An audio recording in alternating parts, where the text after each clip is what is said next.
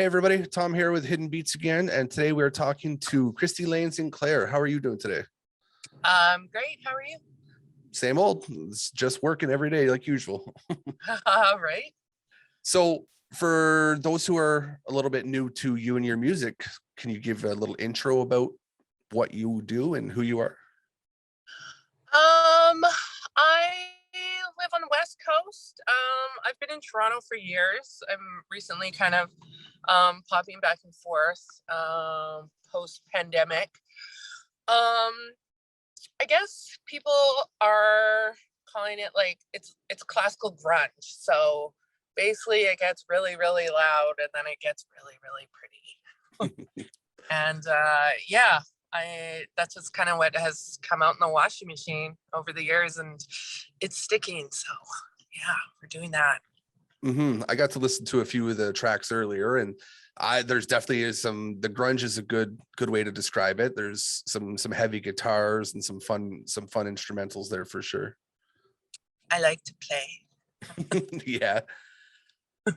So main reason we're here to talk today is about the Indigenous Songwriters program with SOCAN. How did you get involved with that?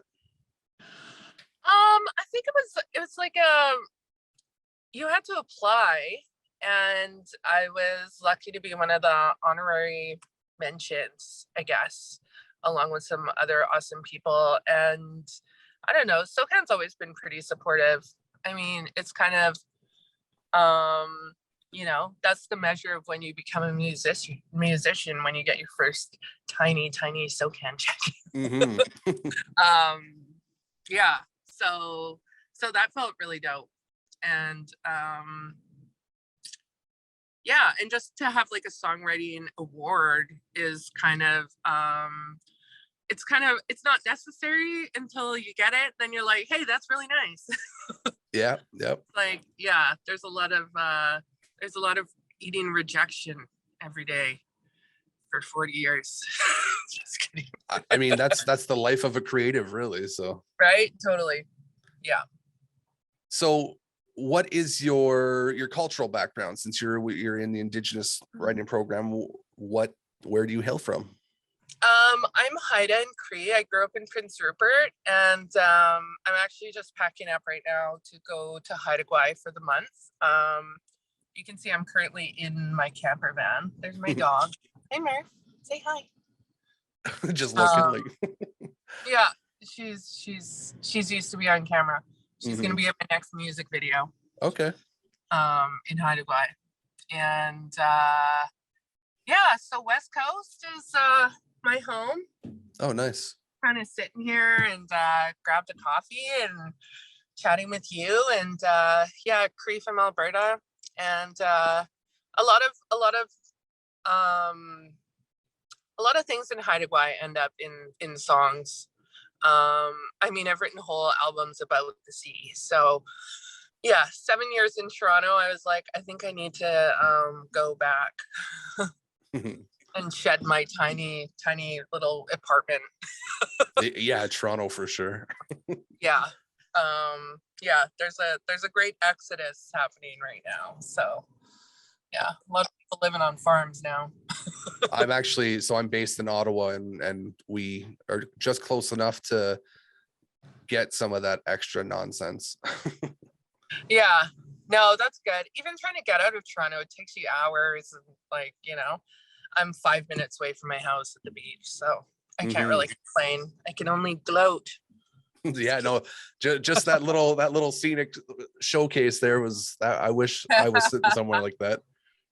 Yeah, it's pretty special. I'm in Campbell River right now, and we found a place out here, and I don't know, it's just so nice to, my dog, bring her to the ocean every day, and she can go for swims, and I don't know.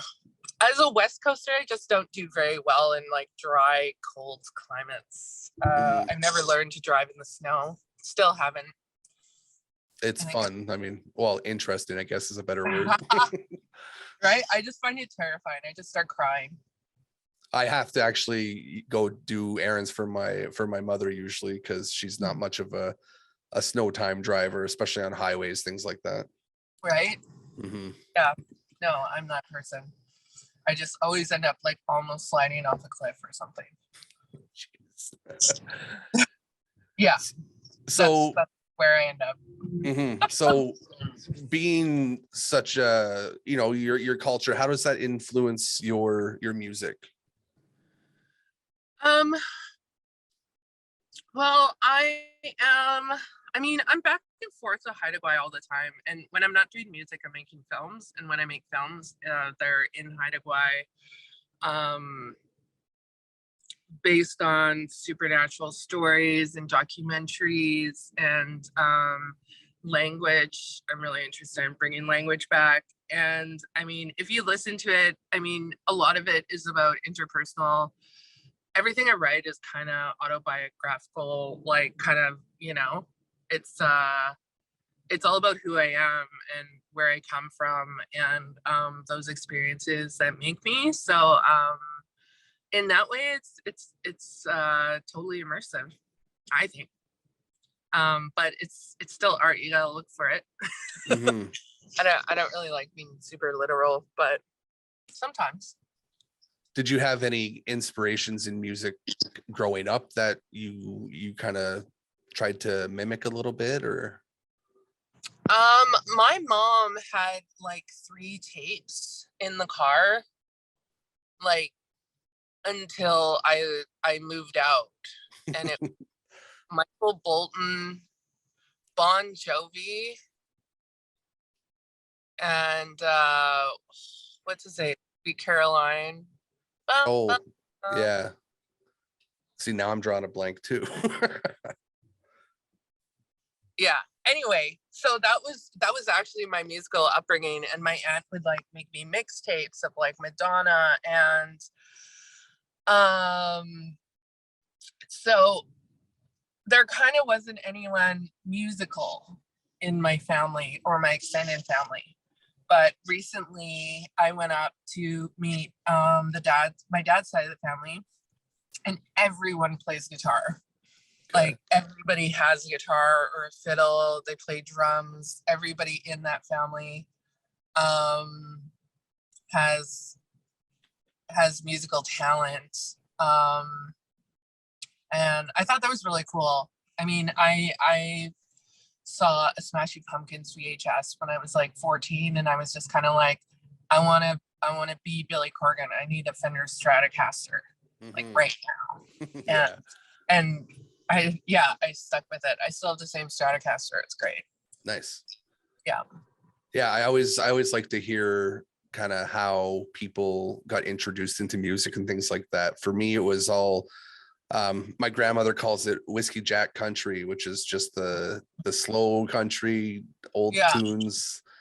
And from there, I kind of grew into more rock and everything else. But yeah, it's interesting to hear people's upbringings for sure. Yeah, totally. Yeah, the short answer is like, I have no idea. I have no idea where I came from.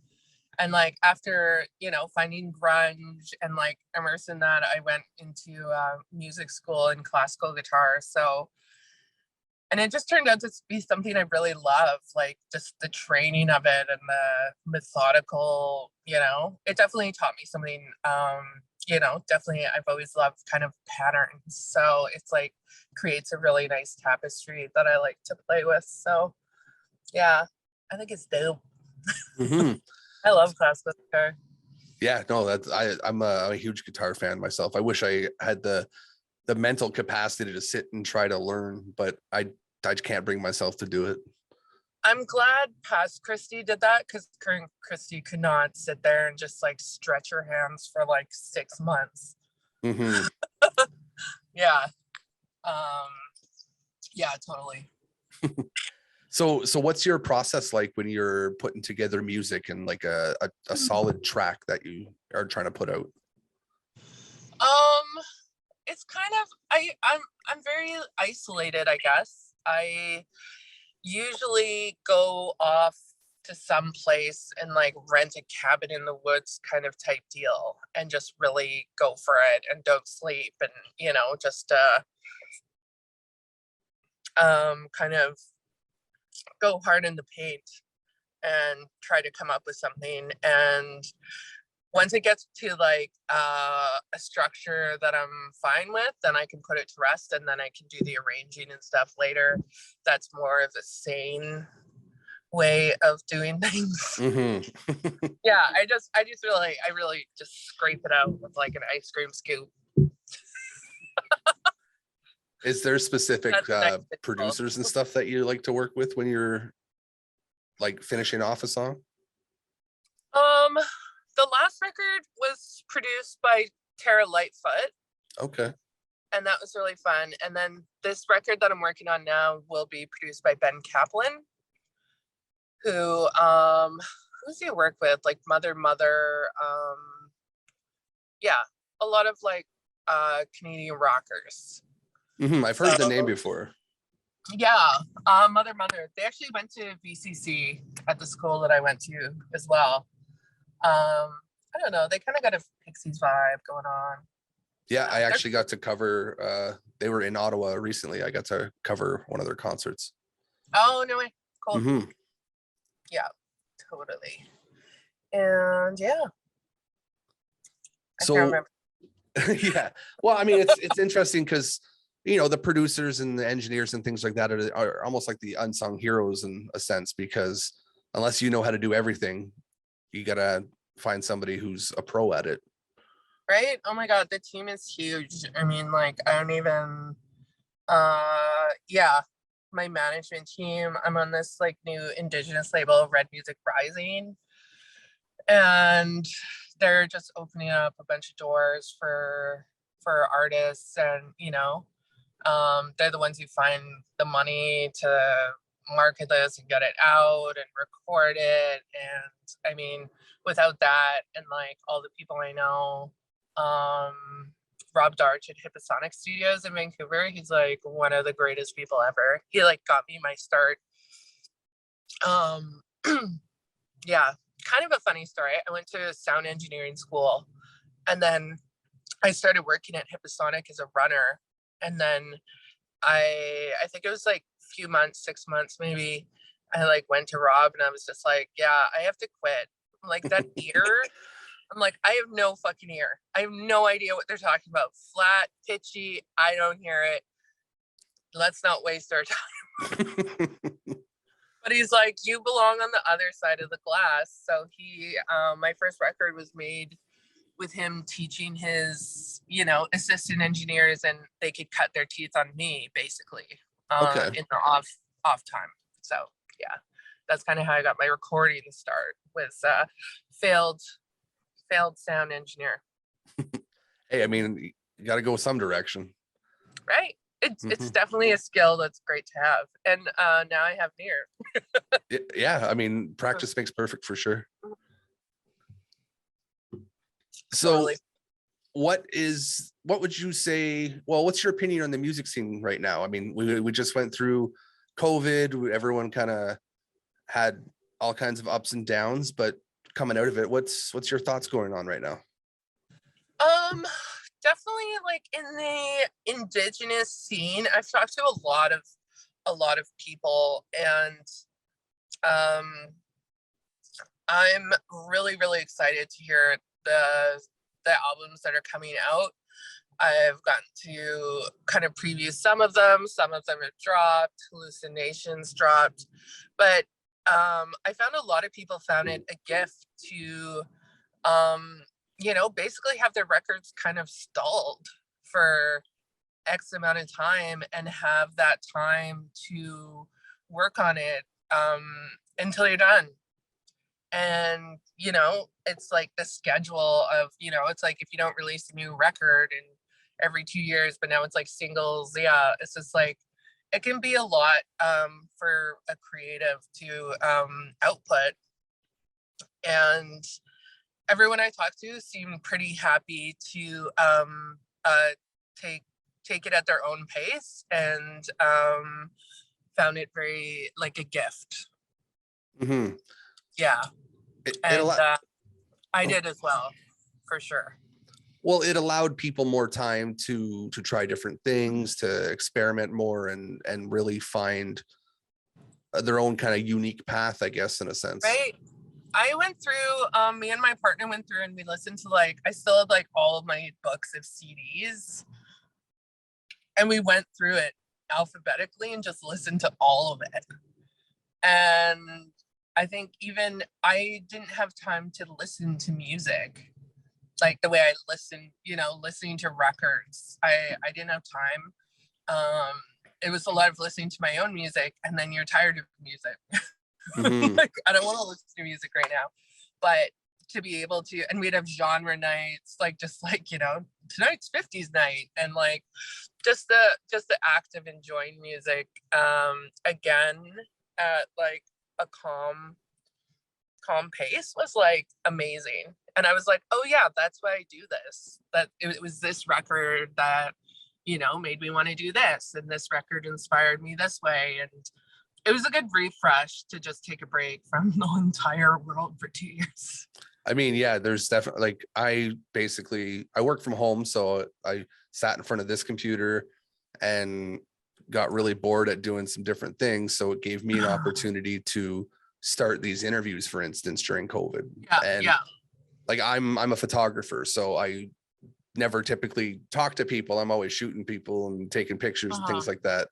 So I got to sit down and get introduced to new artists, new music, and just widen my expansive knowledge, I guess, of who's out there doing what right now. Yeah, I found I actually started I did a APTN talk show called Kristi Lane Checks In, which was just checking up on artists and Zoom calling, and that was huge. Just to realize that I'm like, I don't need anyone. I'm an island, but I'm just like, oh my God, I miss you guys so much. And just seeing people, and being in Toronto, most of them just like, I don't really have a lot of friends here. It's everyone's always passing through. So without that, I was just kind of like, wow, this is it's a deserted wasteland. It's zombie apocalypse time. Yeah, I mean, that's what it felt like a lot of the times. Well, I mean, at one point you weren't even allowed to leave your house unless you had a dog. Like, yeah, they were trying to borrow my dog just to go for a walk outside. For a walk. I'm like, this is wild. And I'm like, also, you can't touch my dog because like no one can touch my dog. It's so weird. I'm the same way. So my guy's passed out beside me here, and I couldn't let other people walk him. Like at first they don't know him and they don't know how to deal with him, and it would stress me out. And yeah, so funny. That's just so weird. But also it's like at the dog parks, like even the dogs were social distancing. It's like my mom doesn't like it when I touch other dogs. Yep. So everyone's just like looking at each other. I'm like, this is bizarre. And then when life opened up, it was crazy. Like going to the first large scale concert was like, wow, okay, this is almost intimidating at this point. Oh my God. Yeah. I think the first one I went to was the Hallucination, and everyone just staring at each other like, can we dance? Like, what if we get out of breath and start breathing heavily? Yeah. Or take off a mask, have a drink. I don't know. It's still wild. There's still like, I see posts from like restaurants in Toronto. I mean, just everyone's sick. So I don't know.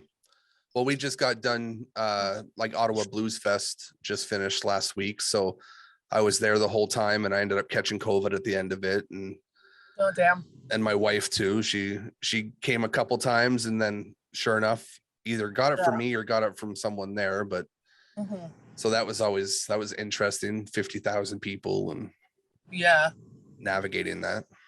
Yeah, no, it's a lot. I mean, yeah, I'm just happy to be able to go do stuff again. Yeah, it's definitely nice. Yeah, I'm playing a festival up in Haida, so I think that'll be my first festival. Yeah. Okay. Forever. No, that'd be fun. I've gone to shows, but I haven't played a festival, so yeah, it'll be good. It's always fun. So. Do you have new music you're bringing out? Well, I think the first single off this record, Super Blood Wolf Moon, comes out soon. Like next month. And I'm working on a record right now. So I might I don't know. I might kind of start playing some new stuff and trying to gauge what people like and see what kind of reaction I get. I mean, perfect time to do it. Right? Why not? Mm-hmm. Yeah, I think that'll be fun. I mean, that's kind of the part of music and performing is just like, you know, just playing and, you know, making mistakes and jamming with a band. And it's like, yeah, like the need to be perfect is not high on the register now. And it's fun just to feed off the people too, getting to see their. It's just like, yeah, I'm like, just do whatever. Cool. Mm-hmm. Happy to be with you. So I have a couple of fun questions I like to ask everybody just to get a more insight, kind of who you are, and people seem to like to find out some of these little tidbits of information. So first one on my list is, what's something on your go-to playlist that people wouldn't expect that you listen to? Something on my go-to playlist.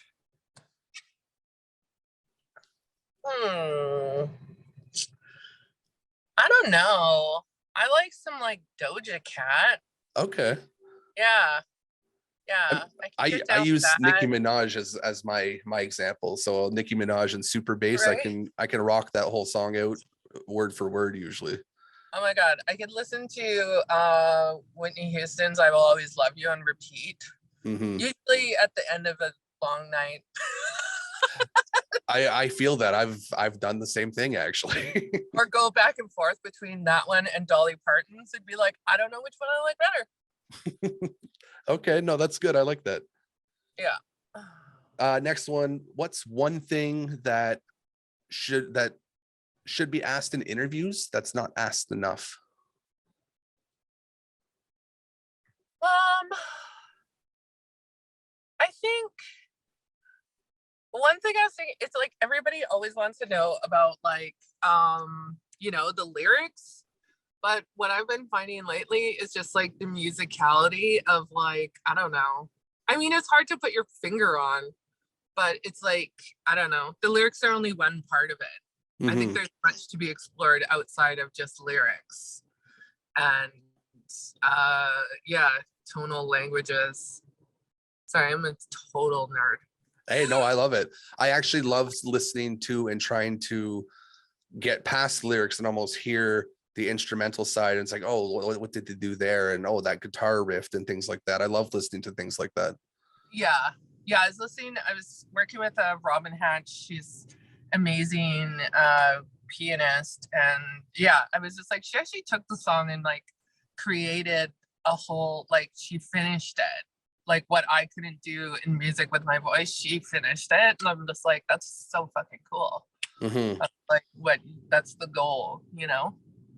And I always find it really, really interesting and kind of exciting that there's always something exciting that you don't know about when you're doing it. Like, oh, wow, that happened. And that's amazing. And how'd they do that? And it's more enticing that way. Totally. Yeah, I just want to hear more nuancy, whatever. Mm-hmm. I've been listening to a lot of music that's not in English, and I think I like that. I'm like, the older I get, the more like, you know, I want to listen to stuff in, you know, in French or something. It's like, what a beautiful language. Well, like, even just talking to Shane, like I was just talking to Shane before this, and he was mentioning listening to African music, things like that, to understand the tonal language there and get a better feel of that stuff. Right? Yeah, no, definitely exploring other, you know, Spanish, French. Like, wow, I wish I didn't sing in English. It's not the most beautiful language. Not really, no. I'm like, they're doing stuff with their voice I can't do. Mm-hmm. jealous, but yeah, and also taking away the you get to make up what you think they're singing about. Yeah, exactly. What it sounds like, and yeah, I'm like, I don't even want to know what the translation is. I like to make up my own story. So another question I have for you then is, what is one piece of advice that you were given when you were coming up in music that you really held tightly to? I think someone told me once, it's like, I wanted to I was in music school and we all it was like rock and roll high school when I started. And then people started getting into being super jazz nerds. And then they started talking about how, David Bowie's Ziggy Stardust is like 3 chords and it's beneath them and like all this stuff. And I'm like, I think I'm going to drop out of school, because if I start thinking like that, I'm like, I'm not losing Ziggy Stardust. Like, if it's going to make me not appreciate the music, and someone's like, you're an artist, like nothing can hurt you. No amount of knowledge can take away the magic of music. And I don't know, I just always thought that was good, to not to be afraid to do the really boring scales and stuff. It's like, yeah, no, take it or leave it, you're fine. You're always going to be a weirdo.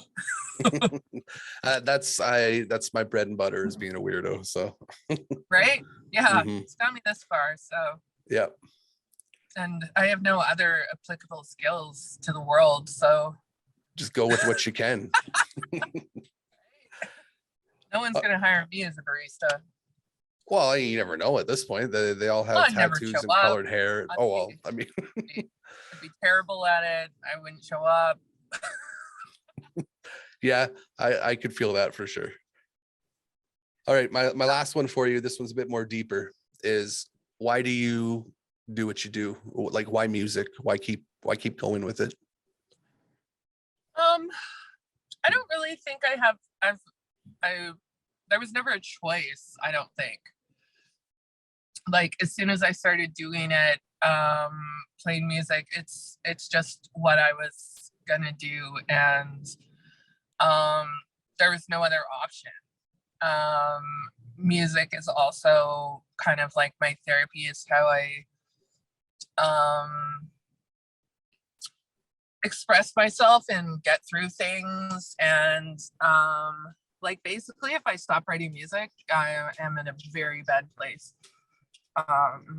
And yeah, I don't know, there just was nothing else. And it's perfect because you never stop learning, and there's no real end. There's no the goal, there's no trajectory that stops at one point. You can always go further.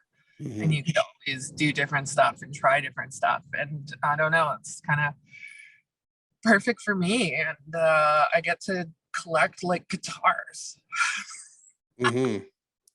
So not stopping. No, that's Love awesome. And yeah, that's awesome. That's pretty much all I have for you today. It was a great conversation. Got to get a little more insight to who you are, and understand just what you do.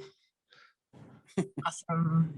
So yeah, there's a freedom rider coming up behind me. Oh, really? We had a freedom convoy here this weekend, actually. Right? They're alive and well in Campbell River. I don't even know what they're protesting anymore. I don't, to be honest. me neither. But yeah, we won't get into that. That's just a whole nother topic. that's a different YouTube channel. Yeah, exactly. I wish you luck on the releases of everything and the upcoming shows. And where can everybody find you on social media? Instagram, Kristi Lane Sinclair. I don't know. I'm on Spotify. Maybe I'm on Twitter. I've looked at it a bit. But yeah, I don't have a TikTok. I have to do it. I have to That's a whole nother monster too. I know. I feel like I'm gonna like it too much and just start doing the dumbest videos all the time. You Or know what just though? my dog. You'll blow up with that if you do stuff like that. Yeah, I'm pretty goofy, and I love film, so I'm like, whatever, mini movies all day long. My wife sits and watches TikTok religiously, especially when I'm working on something. Like she has to sit by herself and she's just on her phone with TikTok. Yeah, no, that's like my cousin, just like sitting there laughing to herself. I'm like, yeah, well, I'll come out sometimes out of my office and she's just giggling and I'm like, I don't even look anymore, just like, yep, okay. yeah, right. I'm like, if I went in, I'll never get out. Mm-hmm. But I don't want to keep you too much longer because you're at the lovely beach and I'm sure the dog wants to go have some fun. Right? You want to say hi? It's just like, really, you're putting me that close to the camera? She's like, my guy was roaming around here and trying to push me away from the computer, actually. So I got to go take him out for a walk, I think. all right. Well, it's good to chat. Yeah, you enjoy the rest of your day and hopefully we'll have to have another one of these at some point. Yeah, totally. All right, bye now. Right. So